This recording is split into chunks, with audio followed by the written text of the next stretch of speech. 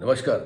आपका दिन शुभ हो, आपका दिन मंगलमय हो। आपके लिए प्रतिदिन सुबह कुछ प्रेरक कहानियाँ, कुछ प्रेरक प्रसंग, कुछ प्रसंग, वास्तविक प्रसंग लेकर के आपके सामने प्रस्तुत होता हूँ। सिर्फ इसलिए कि हो सकता है कि इन कहानियों से कहीं ना कहीं आपके मन को शांति, आपके विचारों में सकारात्मकता आए और जिससे जो है आपका दिन शुभ हो, उन्नतशील हो, आपका भविष्य उज्जवल हो। ये प्रयास मेरा छोटा सा रहता है और आपके जो कमेंट्स हैं वो कमेंट्स हमें जो और प्रेरित करते हैं प्रतिदिन सुबह उठ करके आपके लिए इस प्रस्तुति के लिए। खैर, आज बात करते हैं एक बहुत प्यारी सी।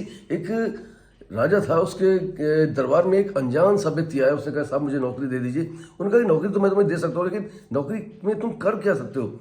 मैं कहा, किसी के समय साथ भी थोड़ा समय अगर बिता लूँ तो मैं उसके बारे में सब कुछ बता सकता हूँ।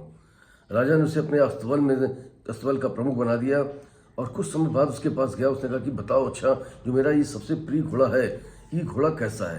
उन्होंने कहा, घोड़ा तो आपका अच्छा है, सब कुछ है, लेकिन ये नस्ली घोड़ा नहीं है। उसने कहा, ये कैसे हो सकता, नस्ली घोड़ा नहीं?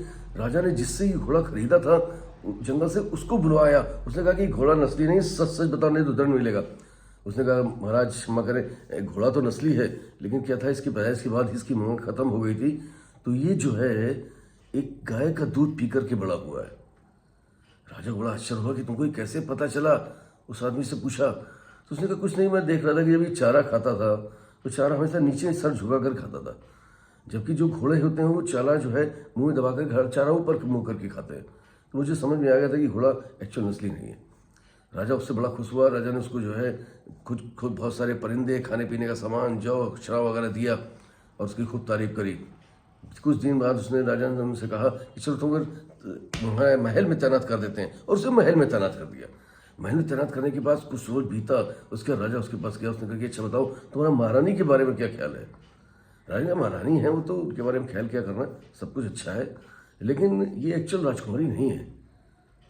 तो राजा बड़ा आश्चर्य, क्या ये क्या तुम कर रहे हो? हाँ। तुरंत राजा ने जो है अपनी सास को बुलवाया और सास से कहा, स्पष्ट मुझे सच सच बताओ बिल्कुल। सास ने कहा, हाँ बेटा, एक्चुअली में तुम्हारे परिवार से और तुम्हारे पिता से हमारे बहुत अच्छे संबंध थे। उन संबंधों के नाते जो है उन्होंने मेरी बच्ची को कहा था, तुम्हारी बच्ची जो है उससे विवाह मेरे ही बेटे का होगा। तो इस विवाह को उन्होंने मांग लिया था, लेकिन दुर्भाग्य से मेरी बच्ची जो है 6 महीने बाद ही काल के गाल में समा गई। तो मुझे मजबूरी थी, उन संबंधों का निर्वहन करते हुए मैंने बच्ची को गोद लिया और बच्ची को के नाम के साथ तुम्हारा ही विवाह हुआ है। ये एक्चुअल में मेरी बच्ची नहीं है। राजा को बड़ा आश्चर्य हुआ। राजा ने कहा कि तुमको ये कैसे पता लगा? उन्होंने कहा, राजन देखिए, महारानी का एक अपना, राजकुमारी का एक अपना एक एटीट्यूड होता है, और इसका जो जो महल के कर्मचारी थे उनके साथ जो व्यवहार था वो कुछ भद्दा था। वो रानियों वाला जो व्यवहार था ना, वो नहीं था, राजकुमारी वाला व्यवहार नहीं था। राजा फिर खुश हुआ। फिर उसे बहुत सारी भेड़ बकरियाँ, खाने का बहुत सारा सामान, बहुत सारा अनाज उसको दिया, और देने के बाद फिर उसको विदा किया, सवासी करी और फिर उसको बुलाया। उसने कहा कि कुछ दिन तुम मेरे साथ यहाँ पर रहो। राजा के साथ वो रहने लगा। काफ़ी दिन बिताने के बाद राजा ने कहा कि अच्छा तुम्हारा मेरे बारे में क्या ख्याल है? अरे महाराज, आपके बारे में सब सारे ख्याल अच्छे हैं। तो उनका, नहीं बताओ। उनका, अगर जान की माफ़ी अगर आप मुझे दें और मुझे क्षमा करने के लिए क्षमादान पहले से दे दें तो मैं आपको बता सकता हूँ। राजा ने कहा, ठीक है, जाओ, मैंने तुम्हें क्षमादान दिया, अब बताओ।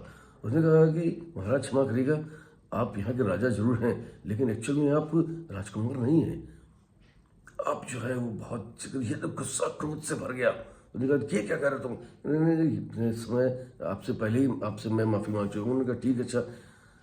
तो उन्होंने तुरंत जो है अपने माता के पास गया। अपनी माता से उन्होंने कहा कि माँ, मुझे सच सच बताओ कि मैं राजकुमार नहीं हूँ, क्या बात है ये? तो उन्होंने कहा, हाँ बेटा, बात सही है कि तुम मेरे शुरू में बच्चे नहीं हो रहे थे, औलादे नहीं हो रही थी, जिस कारण जो है एक चरवाहे के बेटे को हमने गोद लिया था और गोद लेकर के तुमको बड़ा किया और राजकुमार के रूप में इस राजा की गद्दी पर बैठाला।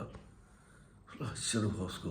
उसने कहा कि अच्छा ये बताओ तुम कि ये कैसे जाएगा कि मैं एक्चुअल राजकुमार नहीं हूँ? उसने कहा, महाराज, बात सिर्फ इतनी सी है कि कोई भी राजा जो होता है जब किसी से प्रसन्न होता है तो दान में हीरे जवाहरात मोती सोना ये सब देता है, लेकिन आप दान में हमेशा भेड़ बकरियां अनाज ये सब दिया करते थे।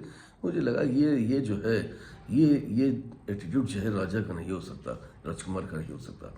तो दोस्तों, एक्चुअली में क्या होता है कि हमारा रहन सहन, हमारी बातचीत, हमारे तौर तरीके ये स्पष्ट कर देते हैं कि आप क्या हैं। तो आपने हमेशा कि ना अपने तौर तरीकों पे, अपने रहन सहन, अपनी वाणी पर हमेशा नियंत्रण रखिए, जिससे कि ना समाज में आप अपने आप का एक स्थान दे सकें। सिर्फ इसी all the best. Thank you very much everybody. I love you all. फिर मिलूंगा किसी प्यारी कहानी थोड़ा सा आपका दोस्त पीयूष नियन। तब तक के लिए नमस्कार।